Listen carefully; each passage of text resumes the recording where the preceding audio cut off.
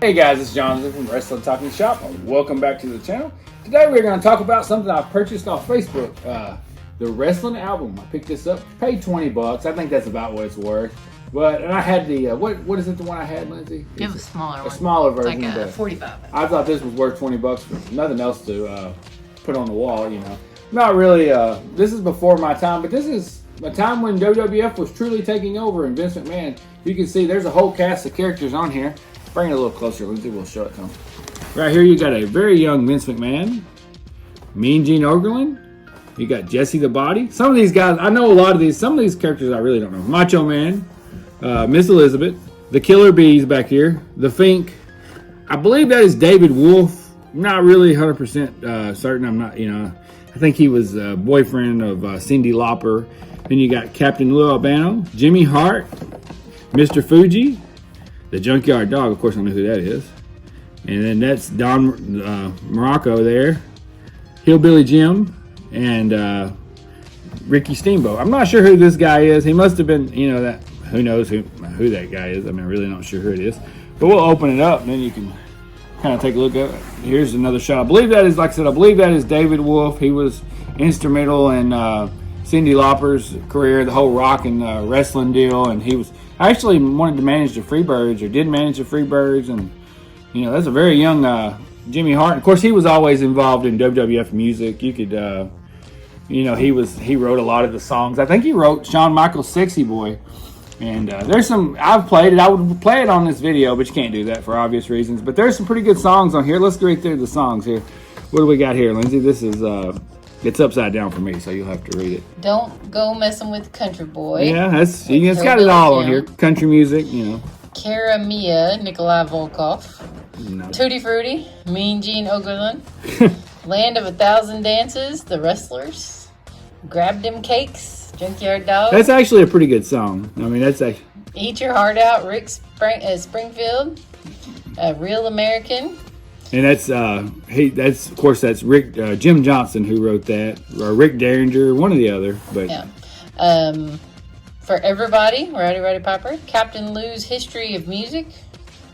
Hulk Hogan's Theme, and then it's got the executive producers. Yeah, who's the executive producer? Dave Wolf, Vince McMahon, and Lenny Peets. Okay. I'm not sure who Lenny is, but you can see you got a young Rowdy Piper here, and the Iron Sheik there, and Ivan Koloff, and read that article there. Let's see. It says, when Captain Lou Albano walked into the studio to play Cindy's dad in the Girls Just Want to Have Fun video, it was obvious that these two people were about to go on a journey together that would defy description, and that they did.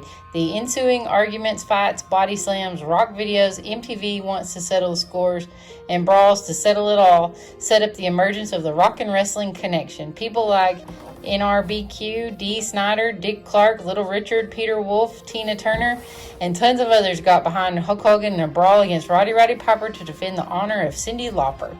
And then it was WrestleMania. Vince McMahon had created the biggest wrestling event of all time, and the stars came out for it, from Liberace to Muhammad Ali to Mr. T. Since WrestleMania, the World Wrestling Federation has gotten its own 90-minute NBC Network special called Saturday Night's Main Event, and a CBS Network Saturday morning cartoon show called Hulk Hogan's Rockin' Wrestling, which features all of the WWF superstars. Why is this all happening? Because the WWF wrestlers have remarkable character and possess enormous athletic ability and showmanship, and their talents go far beyond the ring. This album is a product of a lot of people who have the insight and courage to believe, especially Vince McMahon, Mona Flambe, Don Dempsey, and the Lenny Pretzi. The wrestlers who performed on this record gave it their all, as did producers Rick Derringer, Mona Flambe, Joel Dern, and Jim Steinman. I salute all of these people to a job well done. This is one great album that's a lot of fun, and I hope you enjoy it. Then we'll take a look at the back of it here. Then you got more characters on the back. I'm surprised that Hulk Hogan was never on the cover. I mean, he is on the back, but he wasn't on the cover, was he? I'm saying he probably wasn't there when they did all this. Well, they just put these shots together. But, I mean, you would think right in the middle of 1985 you would have Hulk Hogan on the cover because, but anyways. But anyway, he is on the back. And like I said, you got the USA Express. This is Uncle Elmer. I believe that's who that is. Bob Orton, and he's got the cast. The missing link, I know he was in the WWF, but I didn't know, he was also a big world-class wrestler, and he wrestled all over the place. But I didn't know he was You know, he must have had a short stint as the missing link. You know, Dewey Robertson. And you got Greg Valentine. You got Mr. Wonderful, Paul Orndorff, and I'm not sure who this lady is. And what is his name? This is probably just. Yeah, but this is the band. I'm not sure who that is. Then we got what is this guy's name? I know. He used to eat the turnbuckles. I can't remember his name. That could be a lie too. He was crazy over Miss Elizabeth. I cannot remember his name. But anyway, we'll open it up and take a look at it. But then you can see down here, let's see, Captain Lou Albano, history of. Yes, he's got the list of the songs. Yeah, got the list of the songs here. Then you got love that classic WWF logo. I mean, that's the one I grew up with. And then you see, let's see, what year is it? What's this? CBS? 1985. CBS, okay. And like I said, I've never really listened to any records. I did dig out a record player and listen to this. You know, I grew up on CDs. And then if you had a favorite song, you could just... tapes. Tapes. But especially CDs, I want to go with CDs.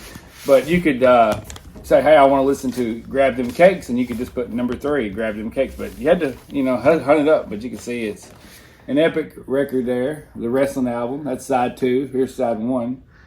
It does play good. Yeah, it does play good. Sounds good. We had to dig out a record player. We did have one to dig out. The dude we bought it off of, I wish we got it on video. He just rolled up on a skateboard. Yeah, but wrestling and music have always gone hand in hand. I mean, there's been a lot of wrestlers.